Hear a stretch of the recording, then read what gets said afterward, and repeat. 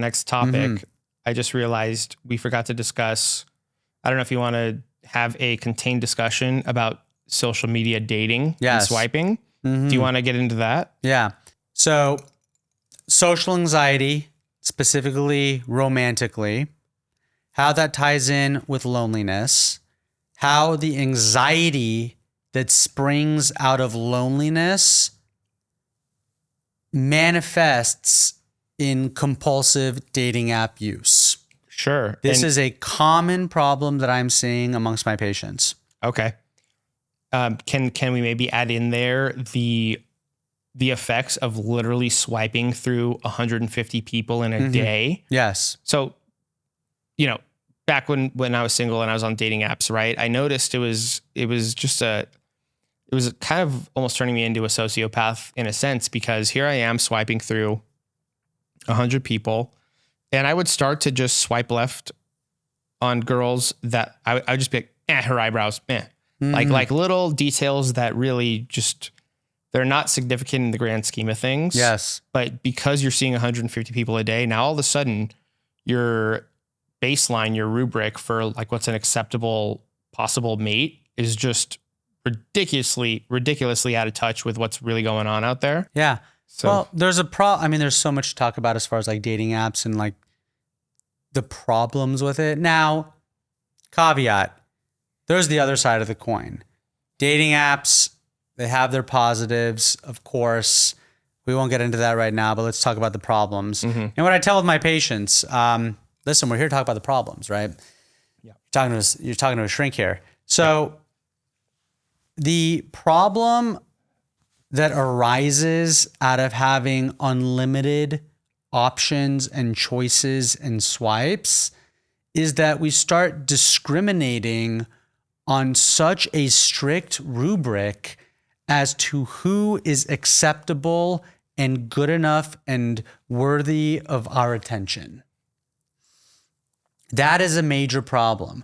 Humans are not built for this sort of accessibility to potential dating mates in this sort of volume. I think they said in that book Tribe that it's somewhere around 150 people or so that the human brain is meant to actually interact with and take in on a personal level, and everything outside of that, it starts to 150 is the magic number as far as like who you can kind of be familiar with to the point of being in your community and tribe.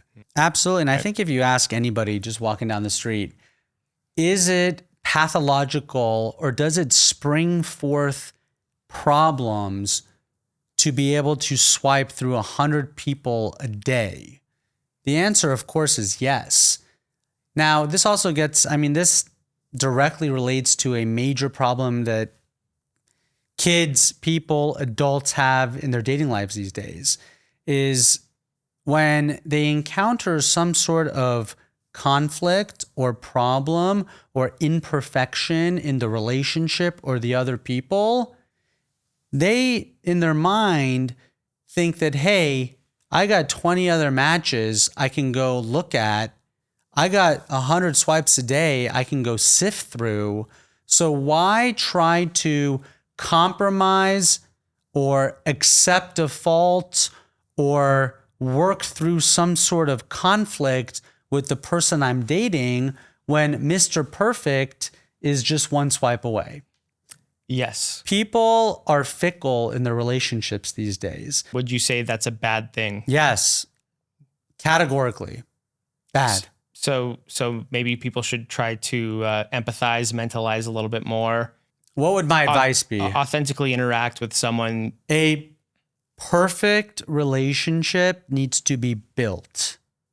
So if you find someone that you have sexual attraction to, because again, this is a sexual relationship, lust should be it should be and is a prerequisite or a requisite for pursuing someone. So if you find someone that you have like this sexual lust for that aligns with your main values, then recognize that you are going to have to work and build a relationship that will be appropriate and sustainable and acceptable. You are not going to just run into Mrs. or Mr. Perfect.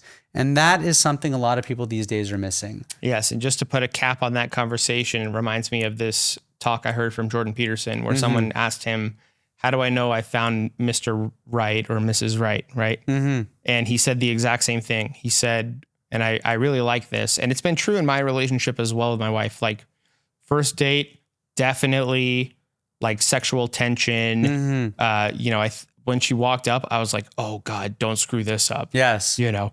But then we had the conversation the rest of the night, aligned on a lot of things. And I said, oh my God, this is the first great conversation I've had on a date in like 4 years. Yes. Amazing, right? And so what Jordan Peterson said was basically finding someone that you're sexually attracted to. Yes. That you align with your values well enough.